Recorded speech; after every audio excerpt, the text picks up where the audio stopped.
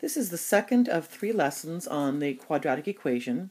We'll recall that we're starting off thinking of the quadratic equation in standard form, where the equation equals 0. A, B, and C are constants, where A does not equal 0. We're concentrating on different methods of solving, and in the first lesson we discussed factoring. In this lesson we're going to be highlighting completing the square.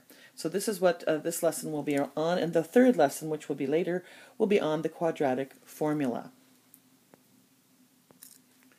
So with completing the square, the first issue, before we solve by completing the square, we just need to understand what this even means when we talk about complete the square. Well, the idea is that we have the beginnings of a quadratic equation. We have x squared plus 14x, and there's going to be an addition of something such that we will end up with a binomial that will be squared, and that's the square that we are out here to complete.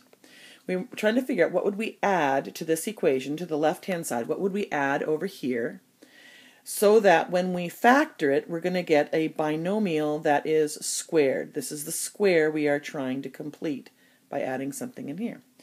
And what we might recall is that when we and the answer in this problem is that we're going to be adding 49, because we're looking at this and reminding ourselves that when we're talking about a binomial squared, remember how I gave that little chant in class that always says, well, you're going to get the first one squared, and you're going to get the last one squared, and in the middle, right here, you're going to get twice their product.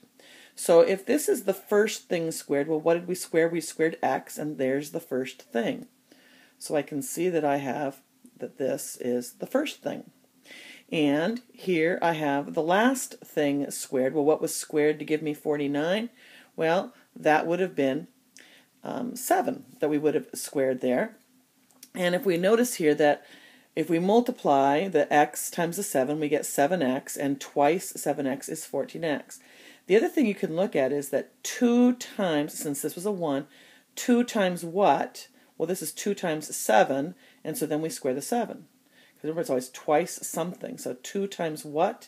2 times 7, 7 squared, and so that's what the last thing is there. Now, here's another problem. X squared plus 8x plus what will give us a binomial squared? Again, I'm looking at this 8, and I'm saying 8 happens to be 2 times what? Well, 8 happens to be 2 times 4, so 4 squared is 16. And then the binomial was, well, what was it that I squared? I squared 4. So we added 16 to complete that square. In this problem, 24 is 2 times 12. 12 squared is 144. So what did we square? We squared 12. And here again, we're saying, all right, what are you going to add on the left-hand side that will complete some binomial squared? Well, 2 times 9 is 18, so 9 squared is 81, and that's, so we put the 9, and that's what we squared. So 81 was added to complete the square. So this is what we're talking about when we say complete the square. What adds something such that we will end up with a binomial squared.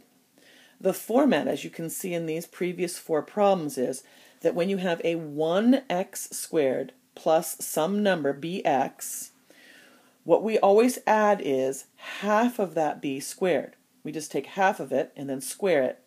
And that will always equal a binomial squared, where we will have x plus that half of b quantity squared.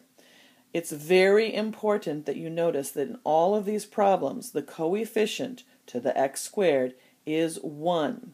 If it's not a 1, we have to divide to make that happen in the very beginning. So let's look at that.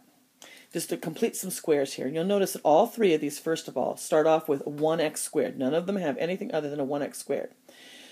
So what would we add in part A to complete that square? Well, we take 10 and divide it by 2 and then square it. Well, 10 divided by 2 is 5. 5 squared is 25. In B, it says minus 2x. So that B is negative 2.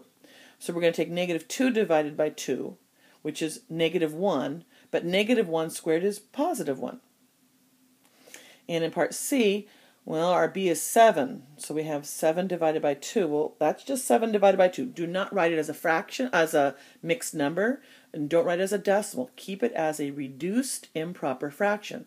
Squaring that, we get 49/4.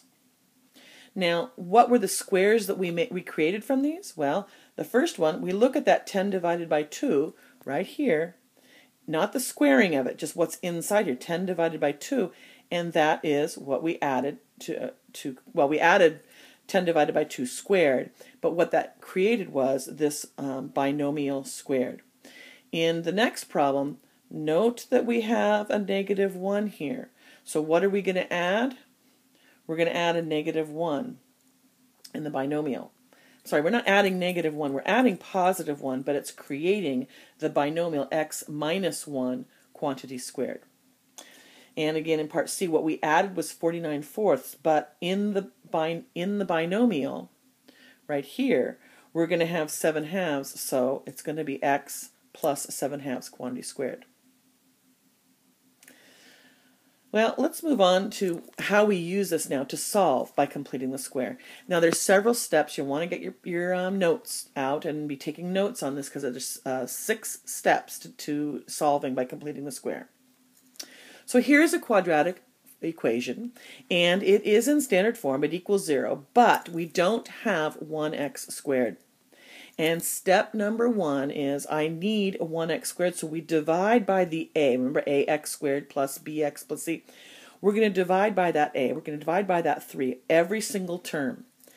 As long as you divide every term by 3, you have not upset the balance of an equation.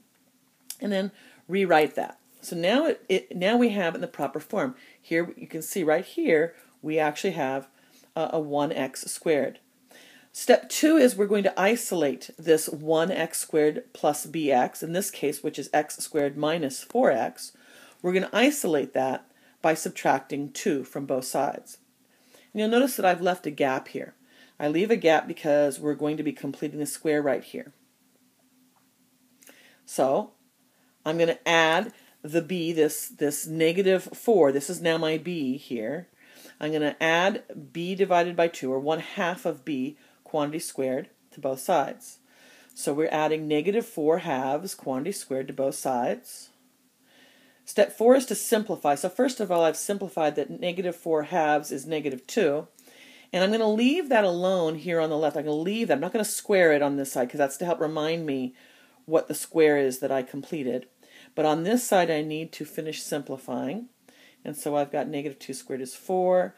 And now I'm going to write it as a binomial squared.